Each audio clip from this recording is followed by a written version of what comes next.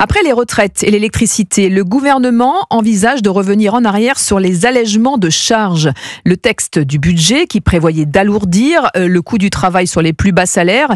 Et cette mesure a été retoquée par le patronat et les députés de la majorité présidentielle.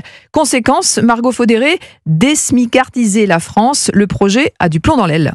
Oui, finalement, les exonérations de charges pourraient bien être maintenues sur les rémunérations au niveau du SMIC. Un rétropédalage qui agace Cyril Chabagnier, le président de la CFTC. Si le Premier ministre change d'avis, on ne va pas régler le problème de ces trappes à bas salaire et on ne va pas réussir à désmicardiser. Aujourd'hui, on n'est plus dans le même contexte qu'il y a quelques années où il fallait absolument faire baisser le taux de chômage et donc il y avait une incitation pour les entreprises pour embaucher des personnes au SMIC. Aujourd'hui, la question, elle est plus d'embaucher des gens au SMIC, elle est de les faire progresser, de les faire évoluer. En réalité, pour certains, la proposition initiale du gouvernement avait surtout pour objectif de renflouer les caisses de l'État plus que de désmicardiser la France.